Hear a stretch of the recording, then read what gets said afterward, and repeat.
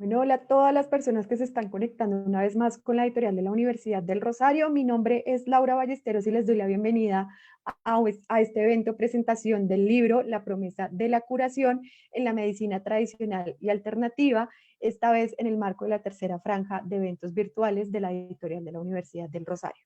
Para esta ocasión nos acompaña Omar Alberto Garzón Chiriví, profesor asociado de la Universidad Distrital Francisco José de Caldas, específicamente el programa de licenciatura en Ciencias Sociales. El profesor Omar es licenciado en Lingüística y Literatura de la Universidad Distrital, tiene un magíster en Lingüística aplicada a lenguas indígenas y criollas y es doctor en Ciencias Humanas y Sociales de la Universidad Nacional de Colombia. El profesor Omar, además, es el autor del libro que presentaremos el día de hoy, La promesa de la curación en la medicina tradicional y alternativa. Profesor Omar, bienvenido. Laura, muchísimas gracias y nuevamente reiterar el agradecimiento a la editorial de la Universidad del Rosario, a Juan Felipe Córdoba, a Diego, a Laura, pues, y a todo el equipo en general editorial. Muchísimas gracias por este trabajo y la invitación.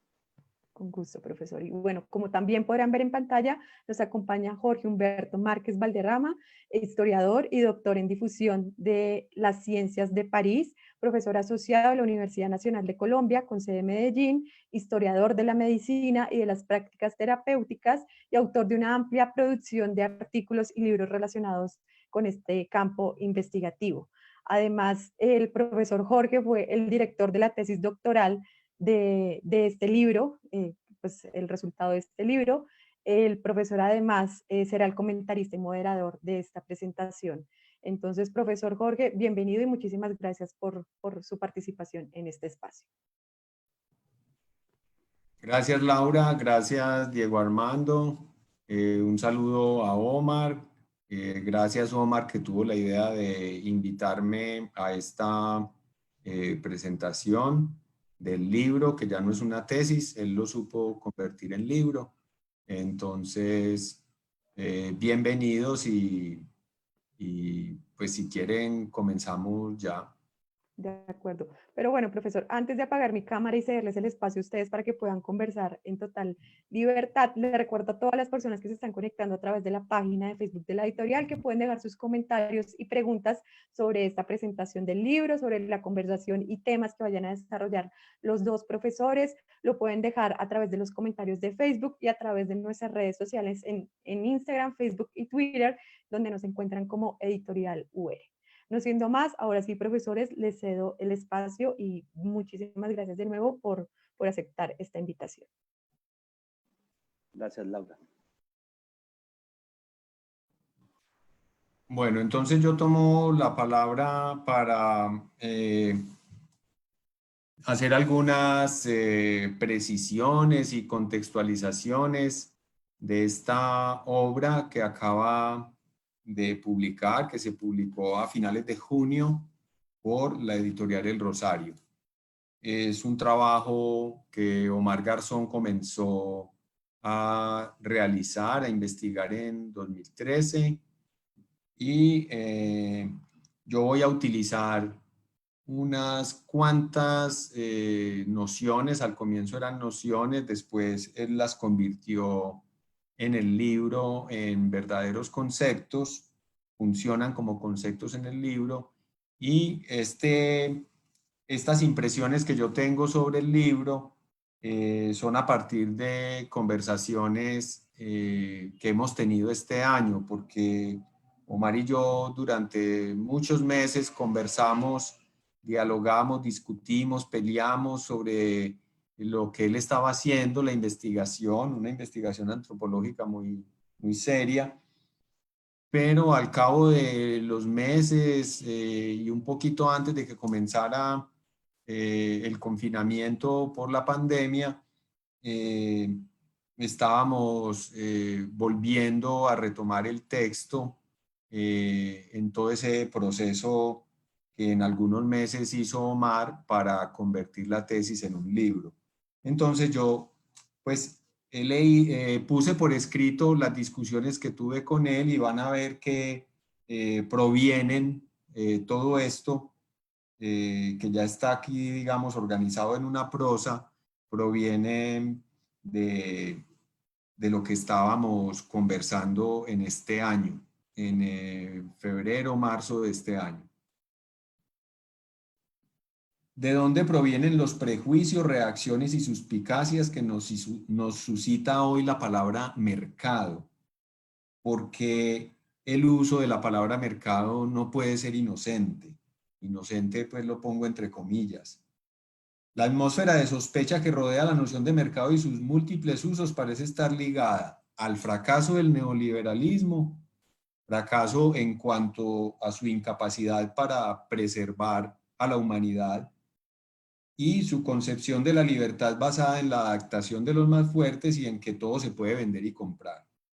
Entonces nosotros nos percatamos, después de discutir mucho sobre este asunto de mercado, de la gente como es de prejuiciosa con esta palabra, de que o decidimos no tomar posición frente al uso de esa palabra o frente al mercantilismo liberal a ultranza que uno ve funcionando todos los días, sino más bien admitir, el mercado existe y la medicina, las medicinas no permanecen al abrigo de los efectos de lo que llamamos sistema de mercado. El sistema de mercado se despliega y funciona solamente en las sociedades que establecen, respetan y defienden mediante convenciones y leyes la libertad de industria, de comercio y de oficio. Y nosotros nos dimos cuenta que nuestras discusiones sobre el mercado y la medicina se limitan a ese tipo de sociedades, es decir, sociedades que han adoptado regímenes políticos y democráticos. Cuando comenzábamos la discusión sobre el concepto de mercado terapéutico, porque por eso fue, por ese concepto, en inglés se dice medical marketplace, pues se le dice mercado médico, pero uno siempre la ve traducida más que todo como mercado terapéutico en español. Y nos dimos cuenta que la gente reacciona de forma avivada contra esa noción, contra el concepto de mercado terapéutico, sobre todo al verlo utilizado en una tesis de antropología. Muy rápido descubrimos que era un concepto que habían discutido mucho los historiadores y lo usaban para dar cuenta de zonas grises del ejercicio de la medicina en la cultura occidental. Zonas grises nos referimos a zonas donde la medicina está funcionando, pero que, digamos, no es la versión oficial. Y sobre todo el periodo en el que los historiadores les gustaba hablar de mercado terapéutico y uno lo que encuentra publicado es eso, son especialistas de los siglos XV al XIX, caracterizado por una medicina universitaria más o menos posicionada, pero que todavía está en una lucha muy clara contra lo que nosotros llamamos un pluralismo reinante, que le daba carta libre a todo tipo de oferentes de cuidados. Para la investigación que Omar se planteó desde 2013, los usos del concepto de mercado terapéutico por parte de los historiadores no le resolvían gran cosa. Tampoco se hallaba un refinamiento del concepto, aunque la historia era el campo donde de verdad había habido un debate sobre ese concepto y hasta un estado del arte. Encontramos un estado del arte del concepto en historia publicado en 2007. En esas condiciones, ¿qué le puede aportar al concepto poco visitado de mercado terapéutico? ¿Qué podía aportar para comprender un conjunto de prácticas médicas del mundo urbano colombiano actual? Y además, Omar no iba a estudiar nada con herramientas de la historia, sino con herramientas de la antropología. Entonces empezamos a buscar el uso de la noción de mercado terapéutico en campos diferentes a la historia. No encontramos gran cosa, no vamos a explicar por qué algún día. No vamos a hacer un balance bibliográfico, pero nos dimos cuenta, digamos, Omar se dio a la tarea de convertir ese concepto en un concepto para la antropología y luego para su tesis.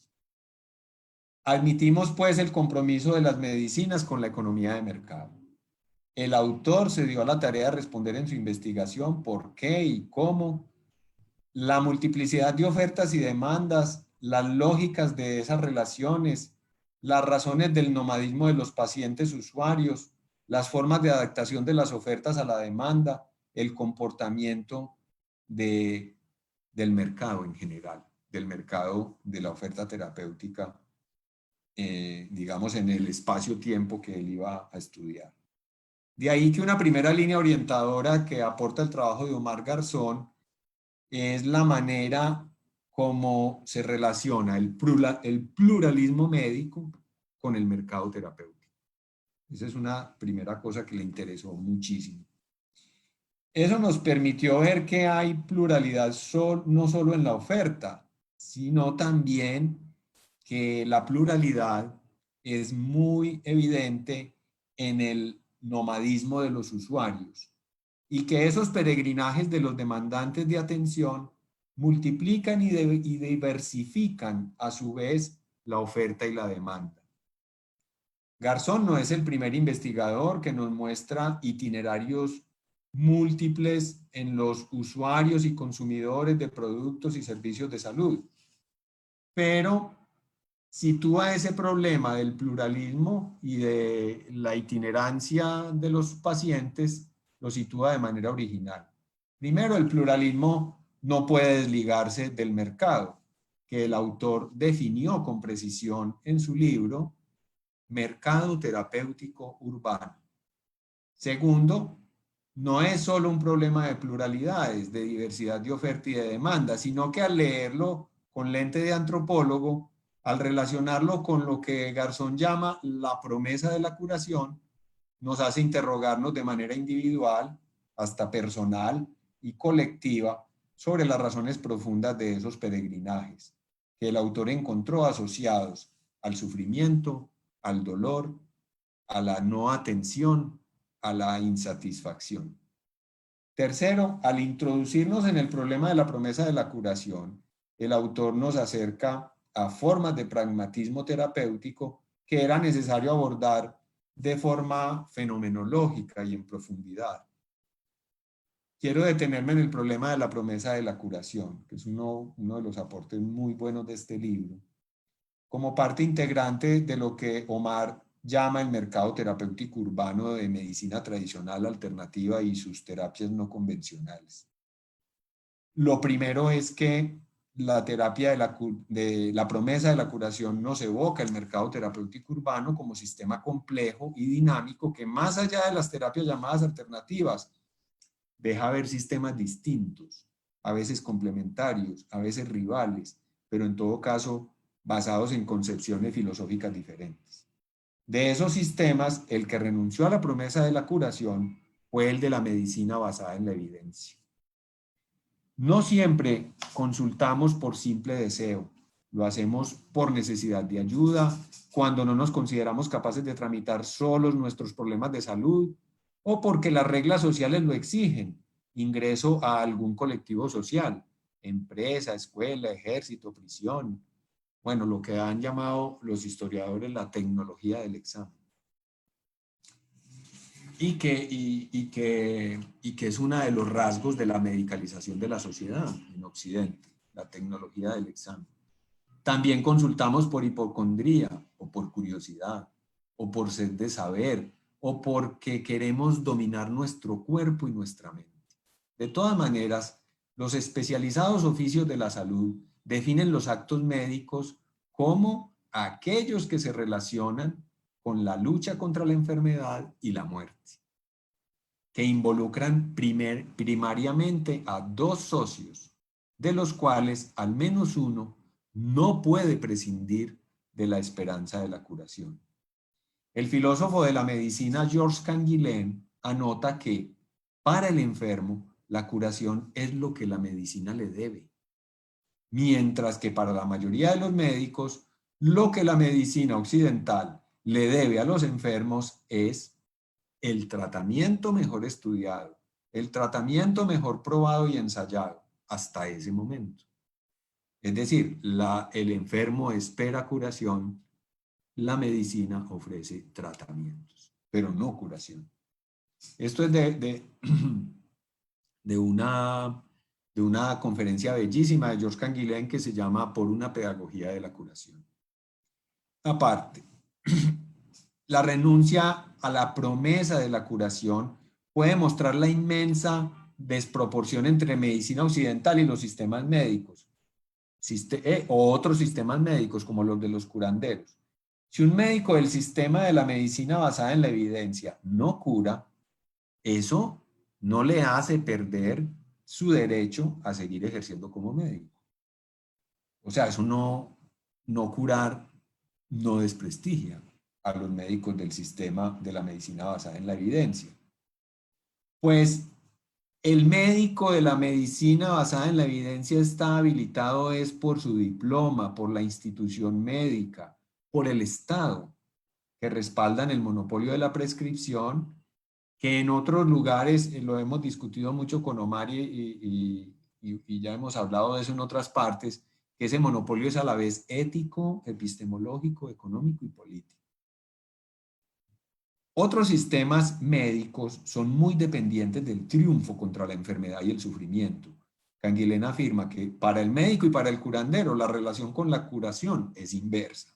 Mientras al médico se le habilita públicamente su pretensión de curar, la curación experimentada y confesada por el enfermo, a veces de forma clandestina, es la que respalda la eficacia y el prestigio del curandero.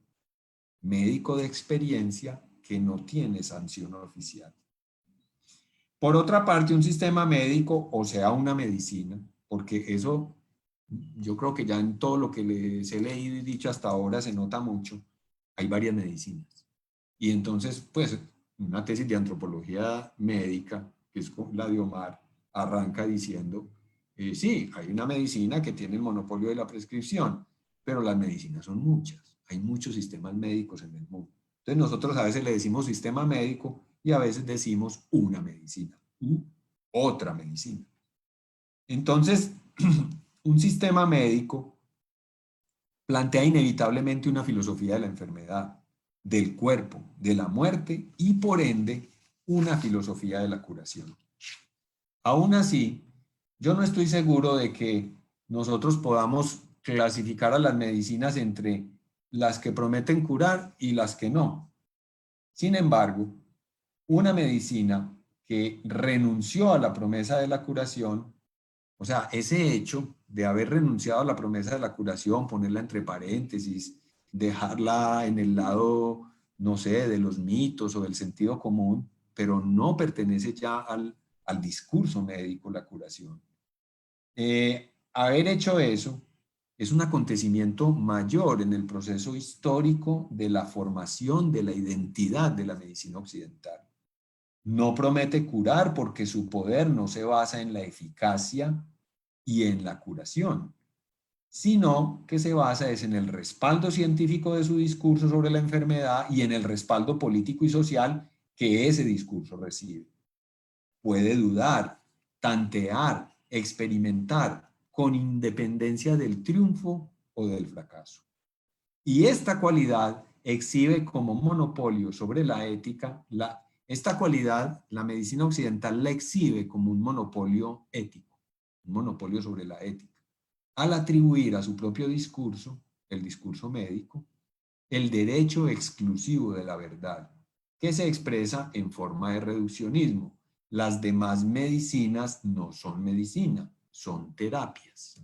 Lo pongo en comillas porque esa es la forma despreciativa de referirse a los demás sistemas médicos. Y numerosos son los tecnócratas con diploma de médico que pronuncian con inmenso desprecio esa frase, las terapias alternativas, pero no son otra medicina. Bueno, de eso, cuando yo estoy hablando de ese reduccionismo, de ese derecho exclusivo de la verdad, pues hay muchos ejemplos. En sociología se estudia mucho, por ejemplo, en sociología y en historia, la historia del peritaje. O sea, ¿quién está autorizado para decir que una persona no está en sus cabales, por ejemplo? una persona se puede declarar interdicta, pues bueno, nunca van a ver a un curandero, digamos, provisto de semejante autoridad. Aparte, ¿qué tiene que ver la renuncia a la promesa de la curación con el carácter privado de la salud? Con que a los pacientes ya se los llame usuarios entre comillas, y se los trate como clientes de la salud asimilada a un servicio y no a un derecho. El solicitante de cuidados halla su razón de existir en la relación llamada coloquio singular, que es otra forma de llamarle a la relación médico-paciente. Devenir paciente sucede en esa relación de poder, en la cual, si el paciente no se entrega, el terapeuta no le puede ayudar. En cambio, el usuario puede ser asimilado a una especie de cliente y consumidor, que a veces se puede convertir en un paciente. Hay que preguntarse si cuando consultamos no nos asumimos primaria y simplemente como pacientes, y que son las lógicas del mercado, que Mario Hernández recientemente en un texto les dice que las lógicas del complejo médico industrial, dice él. Esas son las que nos recuerdan con digamos, sí, con sus dispositivos que somos usuarios. Y a veces cuando nosotros ya nos volvemos conscientes de que no estamos en un devenir paciente, sino que somos usuarios, lo que hacemos es utilizar en favor nuestro esa posición subordinada. En el sistema de salud colombiano, la primera denominación, el paciente, ya está envejecida. Se exhorta al personal de atención de las IPS, por ejemplo, a que se refiera al usuario. Esa transformación lexical no solo es consecuencia de la privatización y la judicialización de la atención en salud, pues que todos la vivimos acá en el país, también proviene del abandono del diálogo entre el cuidador y el atendido. Usuario representa el proceso de individualización en pleno neoliberalismo global, en el cual la relación, casi siempre estéril, ya no se teje entre el paciente y el médico, sino entre un cliente y una empresa. Y en ella, los usuarios de servicios médicos son cada vez peor atendidos y menos escuchados.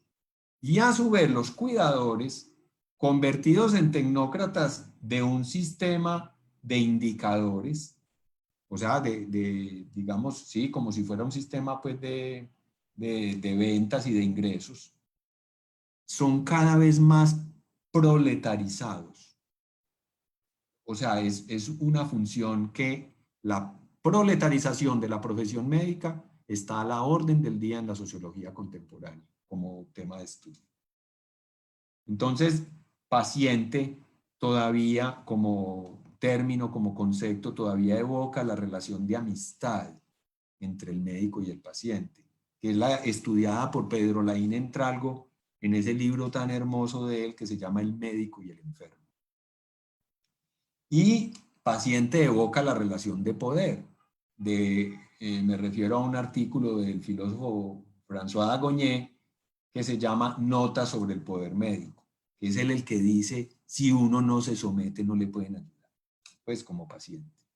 Y estudia toda la situación de poder que esa relación, que es característica de esa relación, y para mostrar que no siempre el poder proviene del mal. El poder en esa relación puede ser liberador. De ahí que los demandantes de cuidados nos sintamos con derecho a vacilar y a buscar dónde pervive la relación médico-paciente en lugar de desperdiciarnos en la relación de cliente. Bueno, eso era lo que les quería leer y eso es fruto de las conversaciones de este año con Omar. Lo que quiero es que ya escuchemos si hay reacciones, si hay preguntas en el chat, que ya lo voy a comenzar a leer. No, bueno, Jorge, yo quiero tomar la palabra. Yo te agradezco muchísimo, digamos, toda la posibilidad de haber construido esta trayectoria investigativa al lado tuyo. realmente ha sido, digamos, fundamental también en la construcción de esta obra y pues que sea digamos, el momento y la ocasión para compartirla contigo también, ¿no? Lo que acaba de exponer Jorge, pues es un prólogo que no llegó, que no llegó por muchas circunstancias en su momento, pero que consideraba yo también que era importante que acompañara el libro, ¿no? Entonces, yo quisiera referirme un poco a los giros, ¿no? También a los giros, digamos, investigativos. Efecto, como lo señala Jorge, pues este es un libro resultado de mi tesis doctoral, que tenía otro nombre inicialmente, que tenía que ver con mercado terapéutico urbano, de medicina tradicional, alternativa y terapias no convencionales. Y en el proceso, digamos, de evaluación por parte de la editorial de la Universidad del Rosario, los evaluadores encontraron, digamos, hicieron el hallazgo de ese concepto de la promesa de la curación. Es decir, habían distintas, o digamos, la tesis logró encontrar o producir varios conceptos que fueron, digamos, importantes, relevantes, pero que digamos, decían los evaluadores allí de la editorial, los que evaluaron nuevamente el trabajo, que ese concepto podía ser muy potente. Y lo menciono y también, digamos, lo menciono y ese asunto, ese aspecto, ese elemento, pensando también en la introducción que acaba de presentar Jorge, en el sentido de que uno digamos, en la producción de la obra no alcanza uno a dar cuenta muchas veces de digamos, de los propios hallazgos. Pronto hay un concepto que es más central, que lo eclipsa a uno y que lo va llevando y que lo va llevando y que es el alrededor del cual uno va trabajando. Pero evidentemente, digamos, este concepto de la promesa de la curación resultaba bastante atractivo. Debo decir que sí, teóricamente arrancamos con esa pregunta de ese concepto usado por los historiadores de la medicina, pero pues en mi formación de lingüista también, y con todo el trabajo de campo, todo el trabajo etnográfico, yo hago uso de la pragmática en particular para poder dar cuenta de ese concepto. Pero bueno, más allá, digamos, de los detalles teóricos que son, digamos, que requieren o que requirieron una filigrana, es importante decir cómo surge ese concepto de la promesa de la curación, digamos, porque la teoría es después la que me va a darle forma, ¿cierto? Lo va a justificar. Pero surgía fundamentalmente, y aquí volviéndome a unir a las palabras de Jorge, es ¿qué es lo que se vende? Yo me hice esa pregunta, ¿qué es lo que... Bueno, la salud no es un negocio, no es una mercancía, pero estamos hablando de un mercado y si es un mercado, digamos, asumimos esa categoría con las dificultades que Jorge señala que implicaba. Entonces yo decía, ¿y qué es lo que se vende? ¿Qué es lo que se intercambia? ¿Cuál es la transacción? Y eso, digamos, en un primer esquema de análisis de la lógica del mercado, pues uno dice digamos, aquí hay una mercancía por la cual yo pago, hay alguien que demanda algo y paga en especie, en dinero, y bueno, decía, sí, yo pago eso, pero fundamentalmente, ¿qué es? Y entonces, sí, digamos, transitando por la pragmática, en la lingüística, y haciendo uso de las categorías que se proponen allí, fundamentalmente de lo que es la performatividad en el lenguaje y en lo simbólico, entonces, eureka, como, un poco como una promesa. Es decir, es que yo voy donde usted como médico, asisto a su terapia, me pongo en sus manos porque fundamentalmente usted se compromete y usted me promete que me va a curar. Que sea exitosa su curación o que no sea exitosa su curación, será otro, digamos, hace parte también, digamos, de la práctica que sería lo performativo. Bueno, pero ese acto ilocutivo, ese acto ilocutivo de prometer es el que me compromete con mi terapeuta.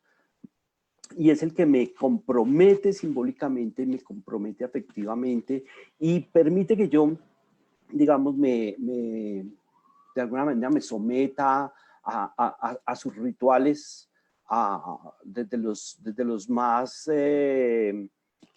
tiernos, desde los más cariñosos, si se quiere, de los más amables, de los más delicados, como una terapia con cristales, con una terapia con esencias florales, ¿cierto? Hasta una purga con yagé, hasta, digamos, una serie digamos, de tomarse un medicamento a ojos cerrados sin saber, digamos, sin detenerse a mirar sus componentes, un preparado de hierbas que uno dice, no, se lo toma y que eso le hace muy bueno y uno sabrá muy feo, pero se lo toma.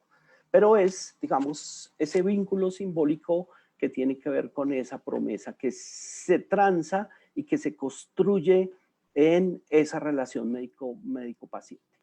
Entonces, ese es, digamos, un elemento central, importante, teórico. Además, y pues volviendo a insistir, que el punto de partida efectivamente es el mercado terapéutico urbano.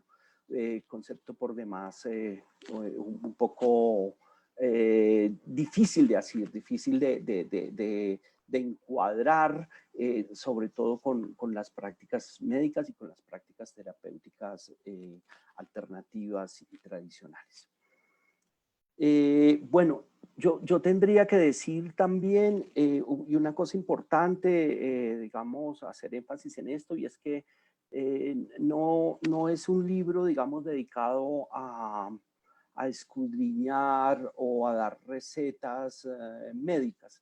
Yo creo que ese será el libro que voy a hacer después, seguramente, ¿no? Pero ni es un libro de superación personal, porque el título puede llamar a eso, pero es un libro fundamentalmente de investigación socioantropológica, ¿cierto? Es decir, es poner en debate y poner otro lugar de análisis a estas terapias. Eso, digamos, permite construir una obra que también, digamos, rápidamente quiero mencionar como esa estructura que tiene allí. En efecto, está la tesis para quienes quisieran consultarla también en el repositorio de la Universidad Nacional, pero pues está más sabroso de leer más sabroso de leer el libro, más interesante. Pues allí con una introducción donde fundamentalmente yo muestro un recorrido, digamos, por cómo fui transitando por todos estos saberes, y que, digamos, metodológicamente es importante para el libro y para los lectores, para que encuentren, digamos, doy cuenta de cómo construí una ruta investigativa para poder, digamos, indagar sobre estos problemas, que son problemas muy delicados, son problemas muy sensibles.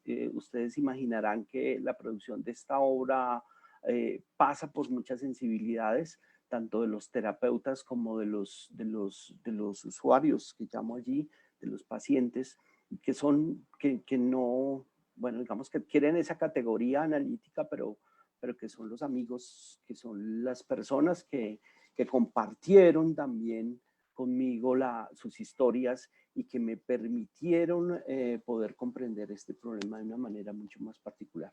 Y a quienes de paso, pues yo agradezco infinitamente y les dedico esta obra de manera realmente de corazón. Ustedes hacen parte de esa historia, quienes participaron de una o de otra manera y que se interesaron realmente al punto de comprometerse también con sus historias.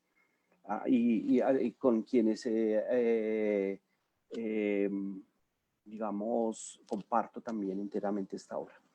Y digamos también en la obra van a encontrar ustedes en la parte introductoria un diálogo con la profesora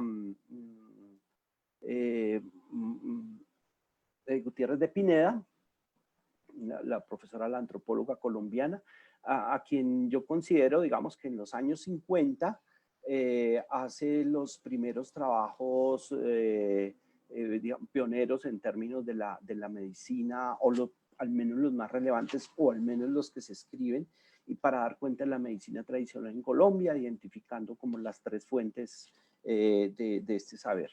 Entonces hago un diálogo un poco abro el texto haciendo un diálogo con ella, a quien quiero también, digamos, y la obra también tiene esa intencionalidad de hacer ese reconocimiento intelectual a la profesora Virginia Gutiérrez de Pineda. Porque también en la profesora Virginia Gutiérrez ya usaba conceptos incluso ahí está el epígrafe, ya usaba conceptos sobre los clientes. Ya se metía un poco sin desarrollo, pero ya usaba ese término. Enseguida van a encontrar una exploración de terapias y en la parte final, pues unas historias de vida en relación con los usuarios de estas terapias. Allí también, digamos, pueden recrearse en muchas partes. También el libro lo pensé como de esa manera, para que se pueda leer también de una manera más rizomática, si se quiere, y al final unas reflexiones más políticas sobre neoliberalismo y salud. De manera que pues yo tengo el gusto, digamos, con el respaldo de la editorial de la Universidad del Rosario, el respaldo de la Universidad Distrital, porque fue quien...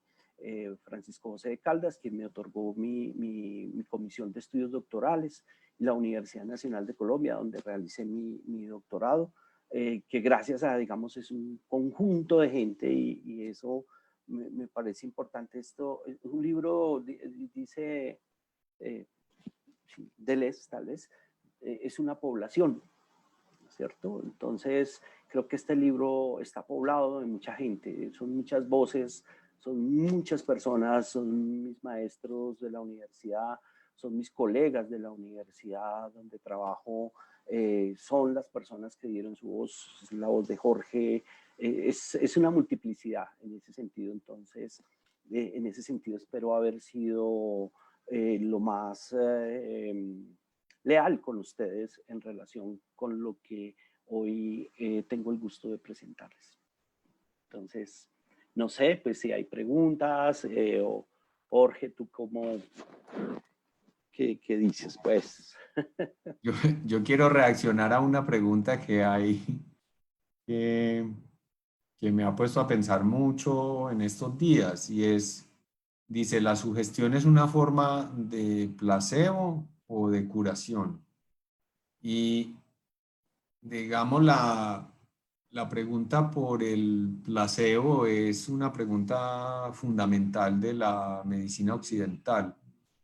Es decir, la medicina occidental se dieron cuenta, pues desde muchos frentes, desde el psicoanálisis, y se dieron cuenta que ninguna terapéutica, pero ninguna,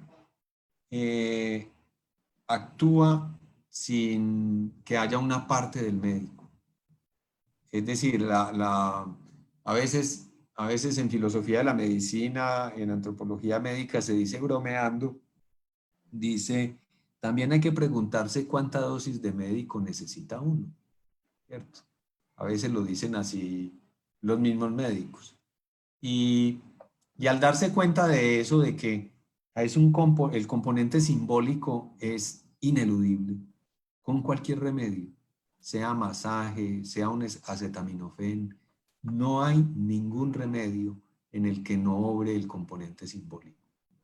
Todos los remedios y digamos el componente simbólico de los remedios no es propio de las medicinas tradicionales, populares o del curandero.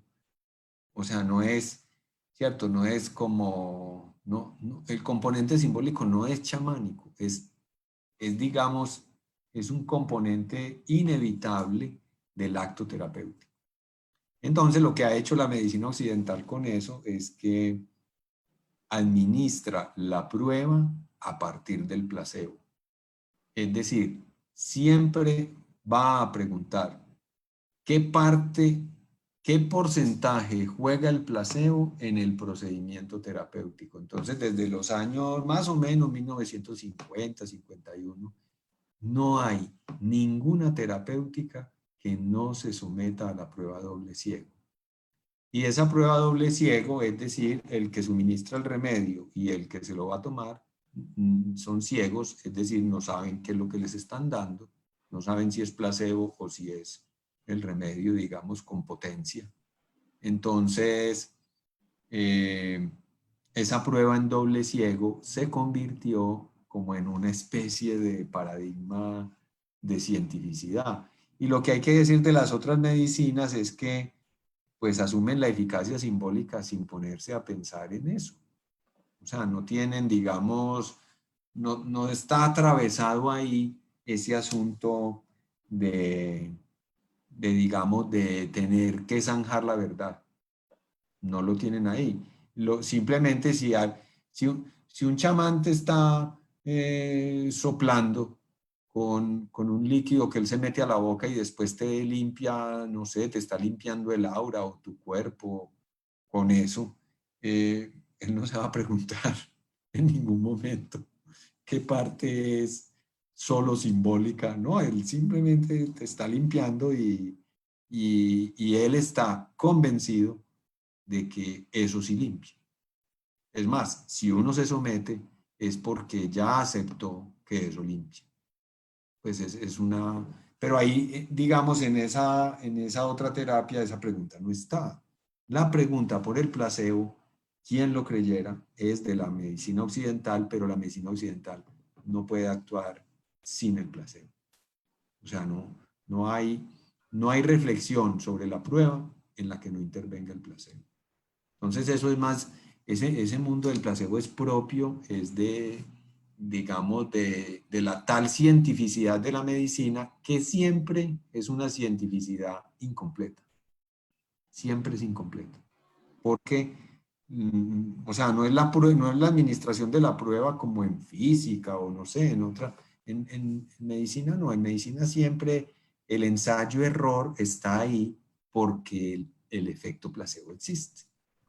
Pues eso es algo que yo no me lo inventé, eso que les estoy diciendo aquí del placebo, eso lo he leído yo pues en varios epistemólogos, en epistemología de la medicina.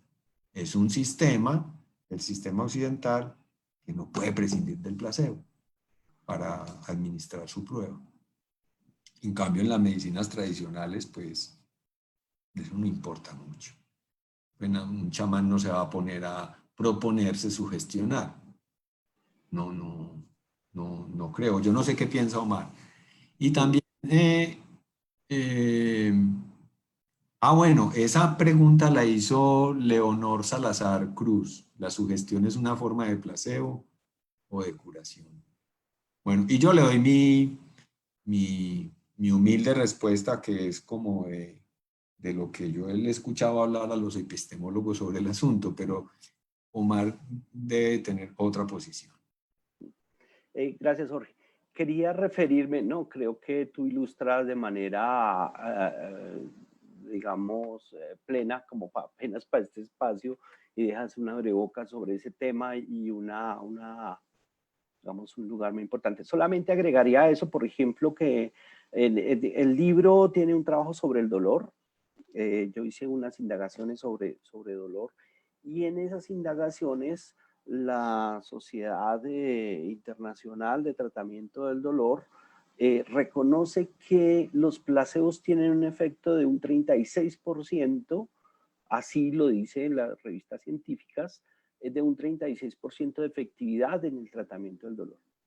Entonces me parece que ese dato, esa evidencia es muy interesante.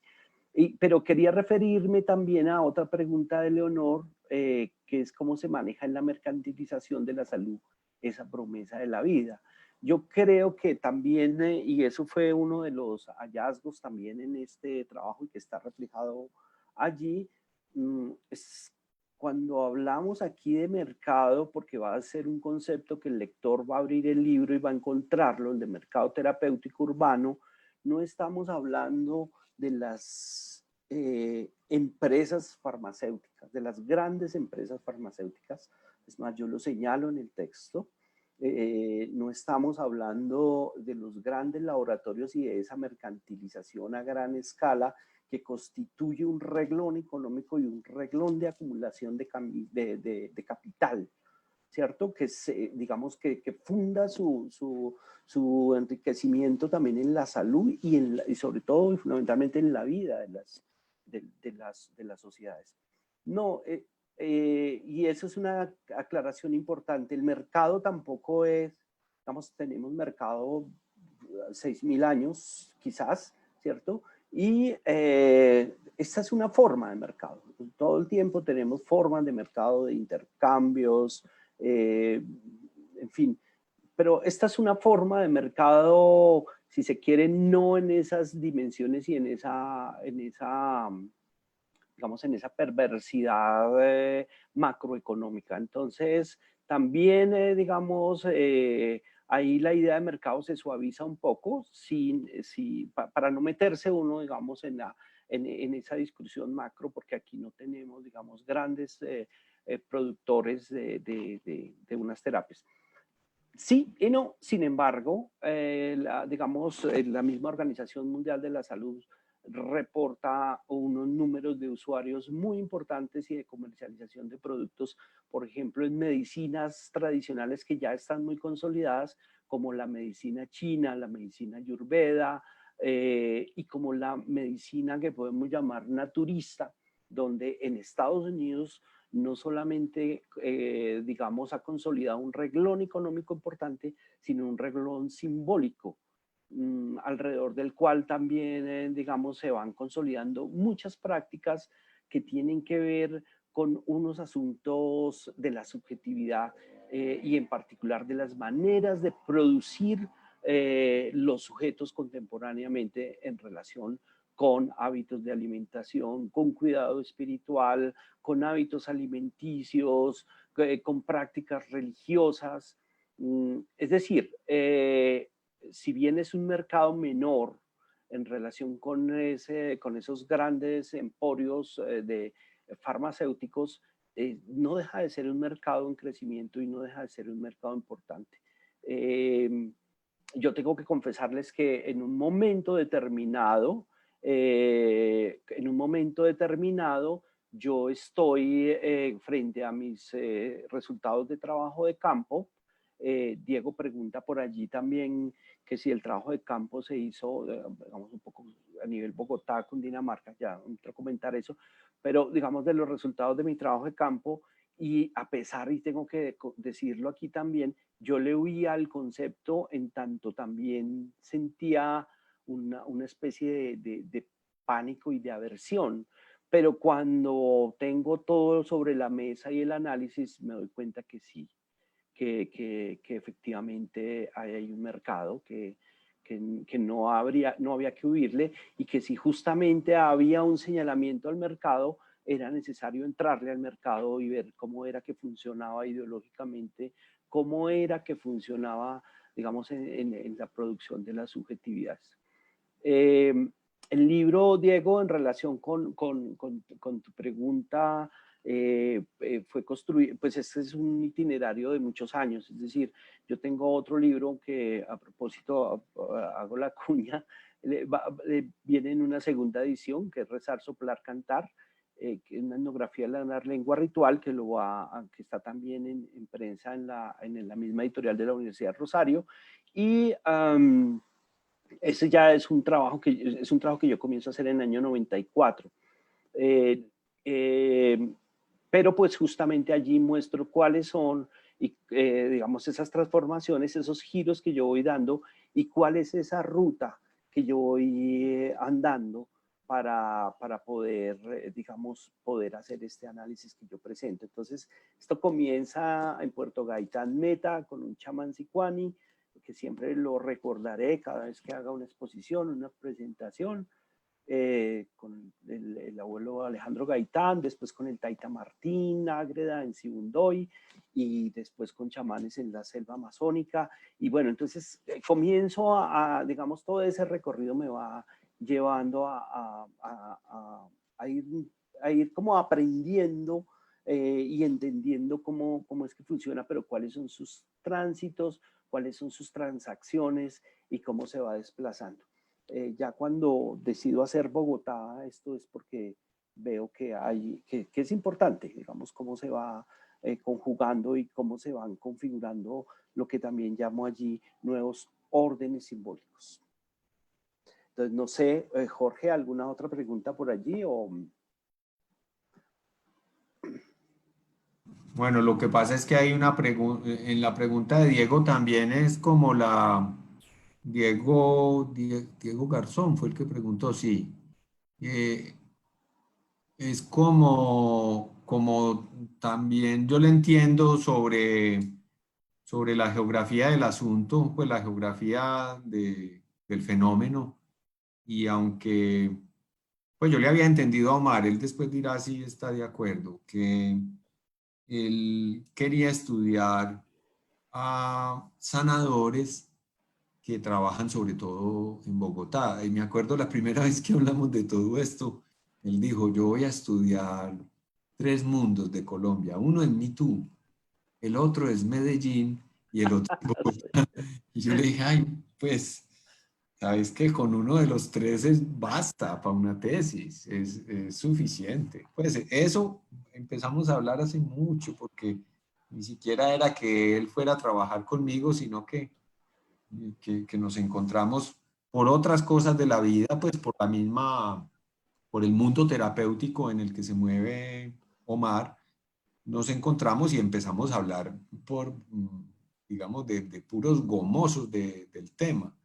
Y a mí sí me pareció al comienzo, con ese proyecto gigante que tenía al comienzo, que era mucho Tú, Medellín y Bogotá al mismo tiempo. Yo le dije, pero bueno, eso es muy costoso y eso pues físicamente, no sé, ¿cómo vas a quedar haciendo eso?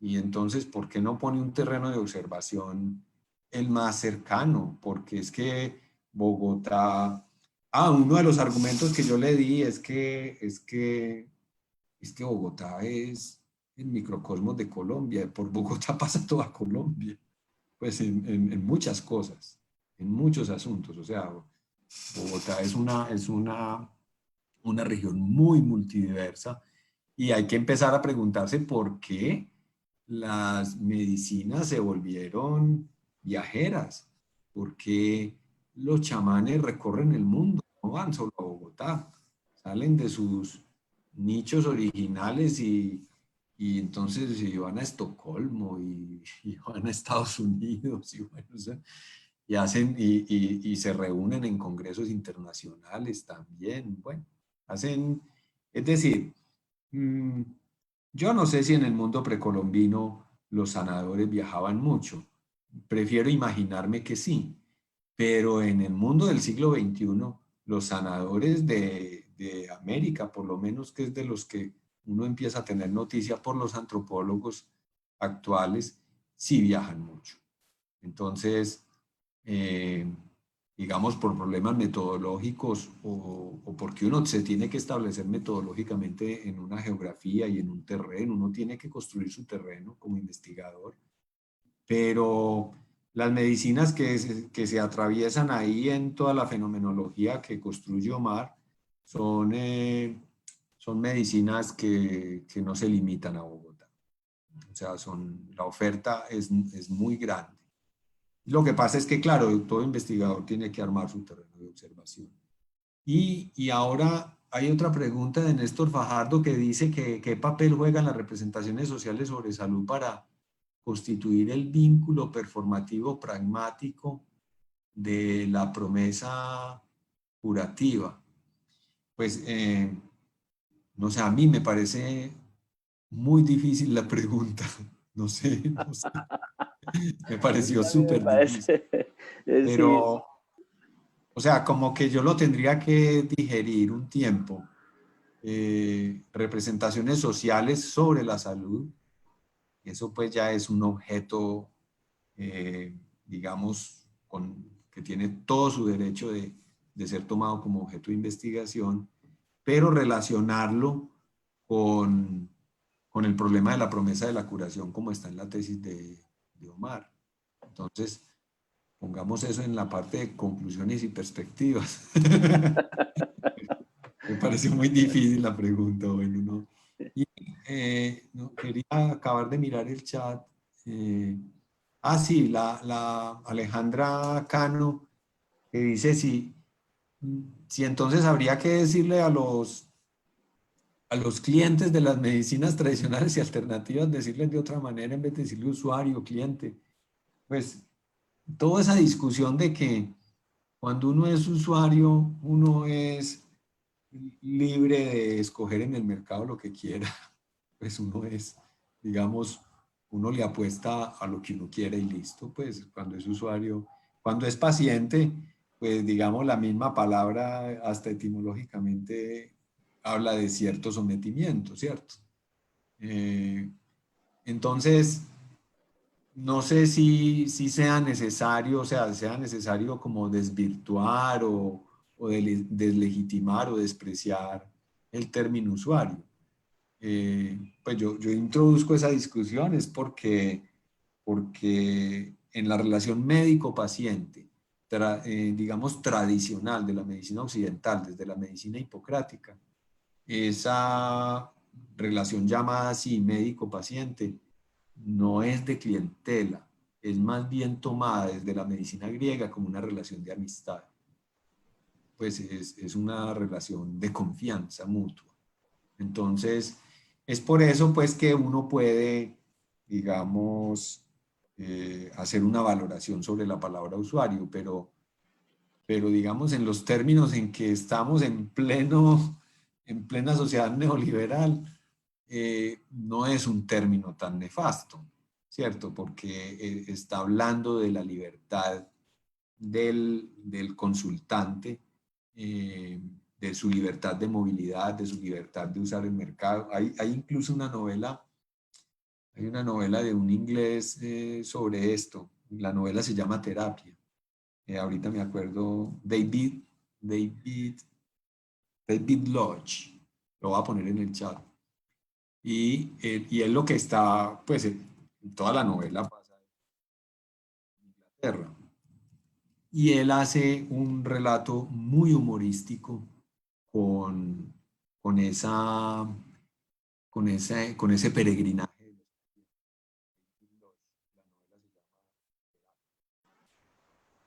te quedaste sin, ya, creo que ya. Diego, ¿cuánto tiempo nos queda o porque se fue el audio o cómo es?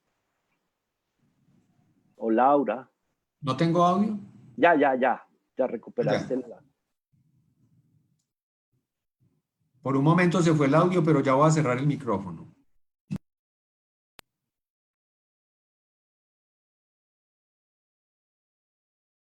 Omar, ¿qué piensa de esas últimas preguntas?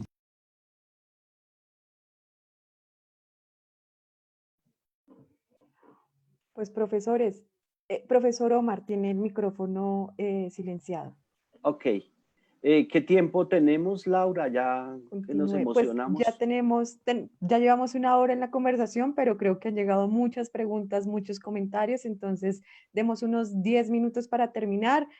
Concluyan de pronto con el tema de la presentación, algún tipo de recomendación que quieran hacer también de lo relacionado al libro. Igual le agradecemos a todas las personas porque realmente ha sido una presentación del libro muy, muy movida. Nos han llegado comentarios de felicitaciones de muchísima gente para el profesor Omar, estudiantes que han tenido la oportunidad de pronto en algún ambiente académico, tener la oportunidad de trabajar y hablar de estos temas. Entonces, muchísimos saludos le han mandado a lo largo de la transmisión, pero pues yo creo que 5 minutos, 10 minutos más de cierre y damos por por finalizada esta presentación del libro. Gracias, Laura. Sí, digamos que aquí hay las preguntas por las patentes de las plantas, por la pertinencia, digamos, de alguna manera digamos, de la práctica médica también alternativa como mercado. Y efectivamente, digamos, y que también hace parte de este libro y también hace parte de esta investigación, indagar repito, ese enunciado de que la salud no es una mercancía, que con la salud no se comercia. Pero también, digamos, digamos, meternos con entrar, indagar, ver cómo funcionan también estas prácticas, evidentemente nos va a llevar a encontrarnos con realidades que son así, y para eso es también la investigación. Es decir, que también nos va mostrando cómo es que se van construyendo esos sistemas de relaciones y de intercambios y de transacción. Es decir, evidentemente en una sociedad de mercado, en una sociedad liberal, y que eso tiene muchos matices, también eso me parece importante. El tema, claro, entonces si uno se mete en ese tema del mercado, se va a encontrar con ese tema de las patentes, de quién produce, quién no produce, cómo se certifica, porque el mercado entonces también comienza a necesitar una certificación, y cómo se regula también estas ofertas. Por eso este país y muchos países, que eso también es una promoción de parte de la Organización Mundial de la Salud, que invita a que los países digamos, desde su plan estratégico 2014-2023, que invita a que los países legislen en relación con estos sistemas médicos, y que legislen fundamentalmente porque estos sistemas médicos se consideran alternativos, incluidas las medicinas tradicionales, al sistema general, en tanto son asequibles, son, digamos, ecológicamente más benéficos, pero en general, digamos, ¿cómo separarlo del mercado? El profesor Javier Sáenz, que fue uno de los evaluadores en la Universidad Nacional, y que también quiero agradecer muchísimo digamos, sus aportes en este trabajo. El profesor Javier también, cuando leía el trabajo, me decía, pero yo no encuentro aquí yo no sé, usted habla de mercado, pero yo también encuentro aquí un sistema de relaciones sociales y culturales de una riqueza infinita. Y pues, digamos, mi respuesta también frente a eso es, sí, también, digamos, en las relaciones de mercado, en las relaciones de transaccionales en general, que no necesariamente tendrían que estar remediadas por la acumulación de grandes cantidades de dinero, también existen esas relaciones del tendero, que voy donde el tendero porque es muy amable, porque voy a la plaza de mercado del barrio porque me da ñapa, y porque voy donde el terapeuta alternativo tradicional porque promete curarme. Y para mí eso ya es muy importante. Y eso sí tiene un costo, así sea la canasta de huevos, es decir, en la transacción o en lo que retribuye. Hay un principio muy importante, y lo aprendí también en la selva. Y en la medicina y en estas prácticas es fundamental. Usted, para que el tratamiento tenga efectividad, usted tiene que pagar, o tiene que retribuir, o tiene que hacer un pago de alguna manera. Es decir, no vas a encontrar nunca a alguien, a no ser que sea pues el papá, el esposo que hace los masajes, ok, ¿sí? Pero y eso porque pues al menos le traerá tintico. Pero siempre hay un efecto de transacción de algún tipo, simbólico, económico, material, de alguna forma, porque el éxito de la curación en esa promesa tiene que ver con esa transacción también que se genera allí. Pues yo creería que hay infinidad de preguntas. Muchísimas gracias a todos los colegas de la Universidad Distrital, los colegas o los amigos, mis alumnos, colegas de la Universidad Pedagógica Nacional, los colegas del doctorado, Sandra Gallego, Patricia, también digamos esta obra, pues ustedes hacen parte también de mucho de este trabajo. Entonces, creo que lo que queda es invitarlos a que adquieran el libro en el mercado de los libros y que, y que pues ahí está. Las ferratas, las equivocaciones, las apreciaciones de pronto exageradas son solo y únicamente mi responsabilidad.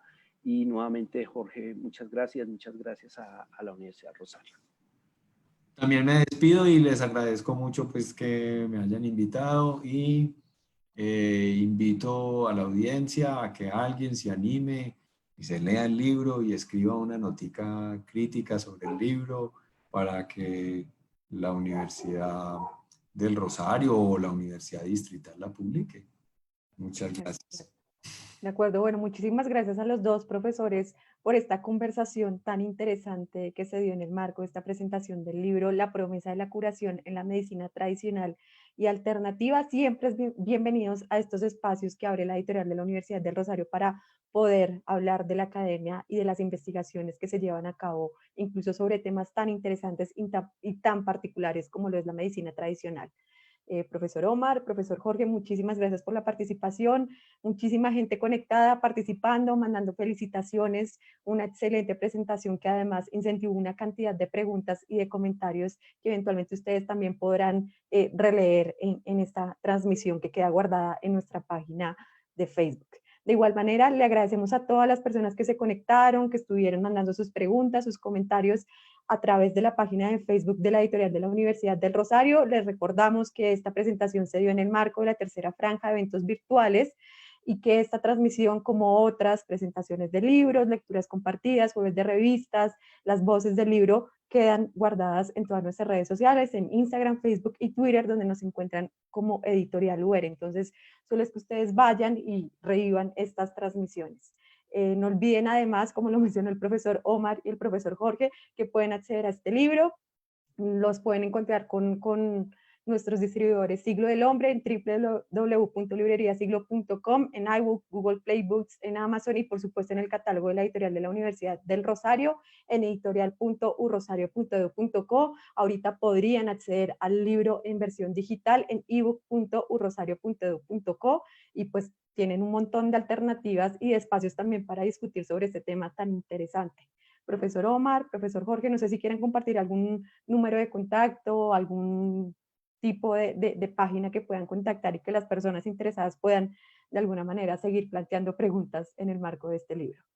Profesor Omar, profesor Jorge. Pues estaría el WhatsApp y estaría el Facebook allí, que creo que También estoy presente en Facebook, pero soy un descuidado con ese Facebook y soy muy atento con el correo electrónico institucional, que es J. Márquez de UNAL. Vivo muy atento con ese correo y soy muy fácil de localizar, pues por correo electrónico, por Facebook, muy fácil. Sí, yo también creo que hay por Facebook y por la universidad también. Ahí estamos en las redes. Bueno, muchísimas gracias de nuevo, profesores, y a todas las personas conectadas. Espero verlos en una próxima emisión. Feliz noche y nos vemos en una próxima ocasión.